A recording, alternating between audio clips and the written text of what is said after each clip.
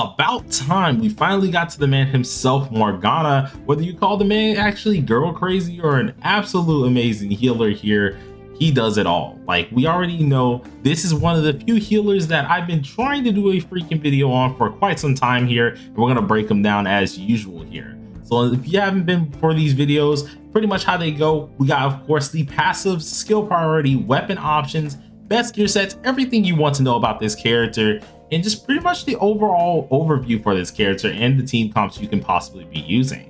But of course, that's enough yapping for me. Let's go ahead and get straight into the video about Morgana's breakdown.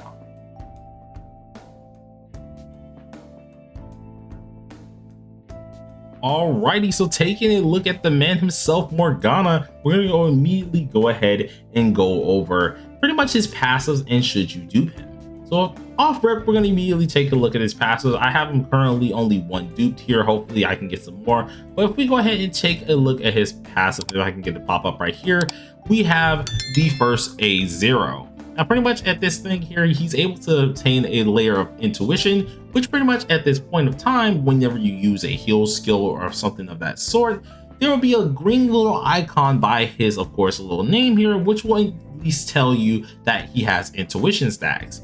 Now, pretty much when you do have this, if you use a skill of any sort here, or even a heal of any sort, he will end up actually healing the enemy with healing the ally with a follow-up attack here. So pretty much no matter what ends up happening, you do a follow-up attack or at least an attack of some sort, he'll immediately heal them. Treat all your companions with at least a nice heal here, which will give him 10% of his attack power and change that into HP. Now, this is something that we see quite often with this character. It's what makes him so good. It's pretty much you do your regular heal, you get an intuition stack. It's one of the few things that he's able to do with his moves here.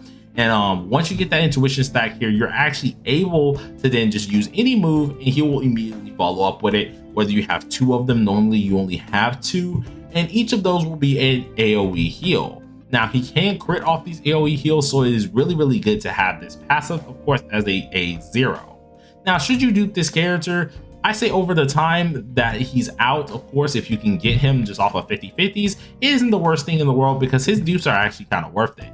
If you get his first dupe here, pretty much the intuition heal is going to be able to actually proc off of a teammate who's less than 50% of life here and give them 30% extra attack power and heal them, right? So like, based on 30% of his actual attack power, he's able to heal a little bit more with the intuition stacks, which is absolutely amazing. I think it's really, really good to keep that. Of course, with the skill 2 or at least A2, you only have an upgrade to some of your healing arts.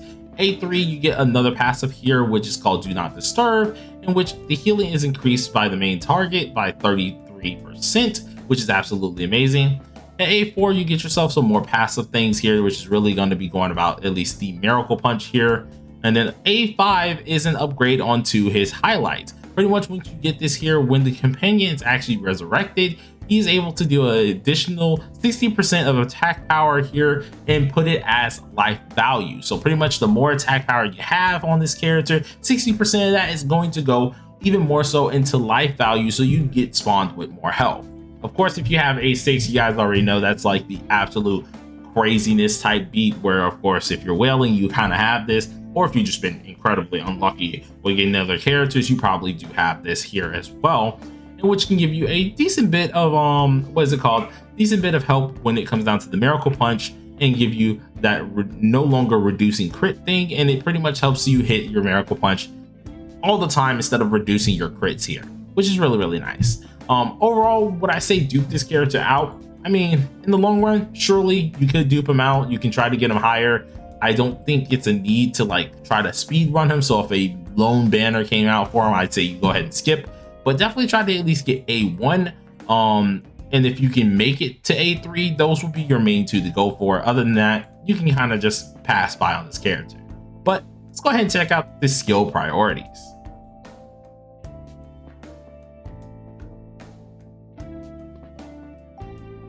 All right, so checking out his skill priorities here with Zoro, we actually have some interesting things here. So we have Miracle Boxing or Miracle Punch here. We also have his Gale attack here and his main healing, which is an AOE heal. So starting off with the Gale attack, of course, he's able to inflict on one enemy 101% attack power of Gale, aka the wind attribute, and this has a 100% base chance to cause the enemy to fall into winded access. So with the winded access here, if you guys haven't looked at this too much here, pretty much this is able to reduce the defense power by 12%, and this will last for 2 turns. This is really helpful, especially if you're doing guild boss, which is why like a lot of people when they were using doing the UE guild boss here, you wanted to try and get Okyon to put a goddamn Gale debuff on the actual boss, because then you're getting that 12% down on the defense stack and able to stack more of that defense down. This is actually really helpful, so it's one of the few things that you really want to use in his kit that actually can be really helpful. Now when it does come down to it, you have also the main thing which will help you stack intuition here, which is going to be your cure. This is an AOE heal here, which gives you 32.3% attack power and plus the 590 life, and will dispel one of your companion's elemental abnormalities. Now by elemental, this only applies to like shock, winded, burn, stuff like that, right? It does not cure, let's get this straight, it does not cure dizziness or anything like that. This only goes for burning, freezing, electric shock, and winded attacks. Other than that, he won't cure anything else, but it is very helpful because it does give you that actual intuition stack, which will help you actually start doing his AOE follow-up really good and really helpful in the long run. Lastly, we do have, of course, the Miracle Punch, which is a physical attack damage move, which is kind of mid a little bit, but it does come in handy. This is able to actually knock down the enemy, of course, here, and reduce some decent things as well when it does come down to this. It also will give you a level of intuition as well. So of course, if you can't use what is it called, your healing move, or you don't want to heal, you could use the Miracle Punch here, and this will actually give you a intuition stack, helping you do that follow-up a lot more. Now every time you use this, especially since you don't have him max leveled or max duped here, it will decrease itself by 20% for the accuracy. So surely do make use of that, and know that of course you don't want to spam it too much.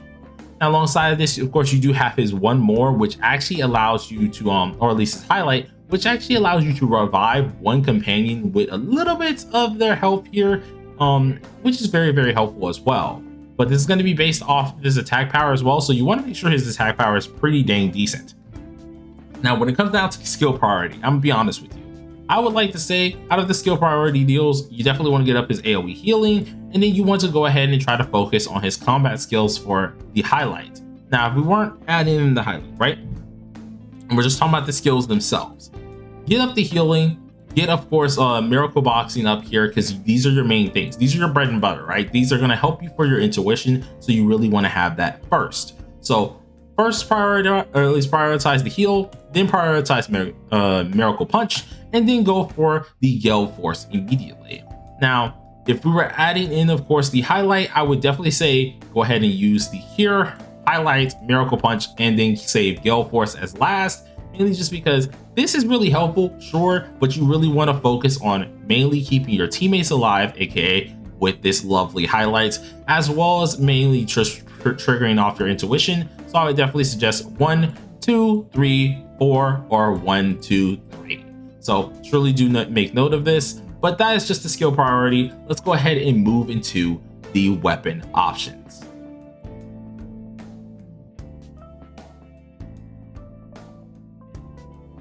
Alrighty, so going into the weapon options here, we actually have a few weapons that you can very well go to. Now for the 5-star weapon, of course, this is the only 5-star weapon, it is always going to be the best one. Main reason is because based on if you can hit your crits, which this gives you a crit increase here, you're able to heal a lot more, of course, on the additional life. Now alongside of this here, you are able to deal a little bit more of heals here based on your attack power, but alongside of this here, whoever is the primary target of the heal, you will immediately get a intuition stack, at least intuition stack here, and you actually passively heal as well. So let's say you heal, right? This will passively heal you when it comes to that person's turn, immediately giving you like kind of a bless effect, but not really, and it really gives you that extra heal that you need, which is very much so helpful.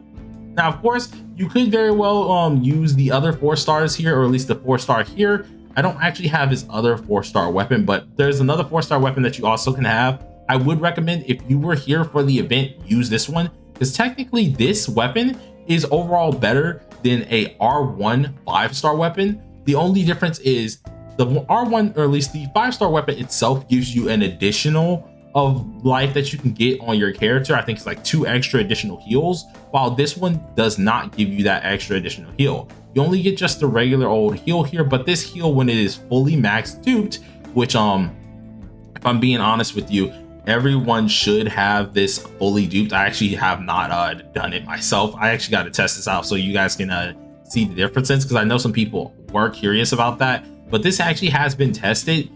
If you are dealing with this, right, if you are actually have this thing fully maxed out, I would definitely use it over the other 4-star weapon. This is probably the best weapon you can have for Morgana, especially if you don't have his 5-star weapon. But overall, I do say the 5-star weapon is better, just because of the passive heals that he's able to have, due to at least the actual passive on the weapon. But overall, try to use this 4-star weapon. If you don't got it, use the regular 4-star, of course, or use the 5-star. But let's go ahead and get up out of here for this one. Nothing too much to talk about that for the weapon options. Let's get to the best gear set.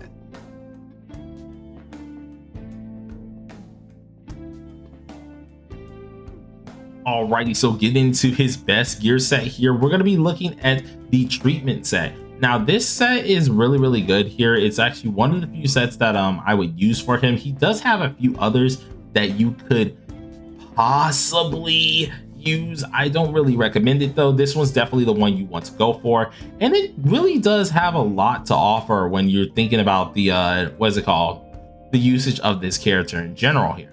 So with the 4 set, no matter what, I think I went over this in a different video as well for his substats that you want to go ahead and focus. The 4 set that you want to have off rip is going to be this one, right? It's called the Love set, in which helps out his healing effect by at least 9%, while also when healing a person here who has no more than 50% life, he's able to actually have that healing effect increase by 23%.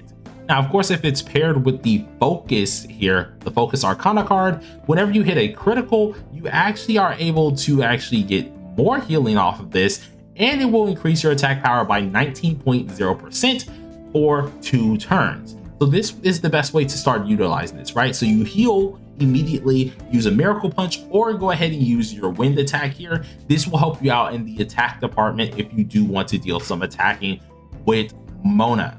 Now, of course, when it does come down to the main stat that you're looking for this character, HP has to be on the sun one, you want healing bonus on the moon one, you want to have crit rates on the star, and then you want to have speed on the Saturn one. I currently have attack because I'm actually missing a speed one of these here, but you definitely want to have speed. Oh, well, what do you know?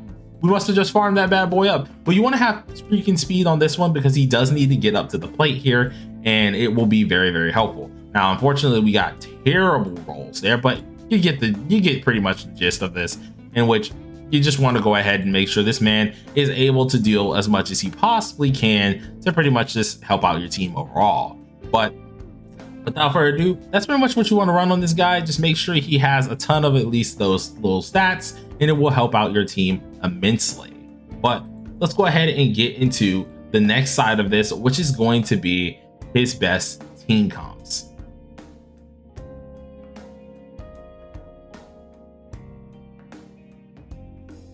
Okay, so when it comes down to Mona's best team comps here, Mona is going to be one of those characters, of course, that is mainly just a straight up supporter. So any team comp he technically can fit in. There's not really a bad team comp for Mona, to say the least here.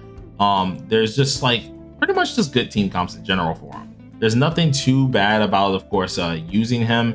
And I would like to argue and pretty much say there's nothing really you should really be too scared about using him about. So pretty much when it comes down to Mona, he's going to heal up your entire team. You already know that, of course. He's really helpful for doing this here. And if you really want to build around him, try to have a team that no matter what has a decent DPS. So like, let's say, since he does give that winded out here, and you do know that you're going to be going with these intuition stacks a lot, just no matter what, if you got Joker, boom, there's your DPS. Whoever is your main DPS, always put them with him. It's going to work out in the long run. Really does help, at least in general.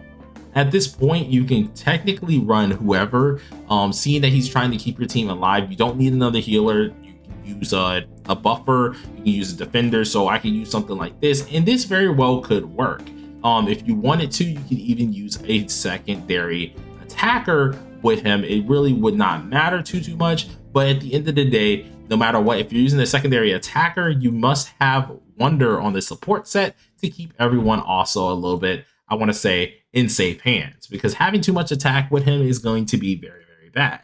Now, of course, you do want him to be able to crit a decent bit, or at least be able to provide his crits here. So the navigator that you want to have with his team, no matter what, is going to be Okyan here, because at this point you're able to boost up his attack that he's able to deal, as well as try to put on that winded effect so you won't have to use it with him himself.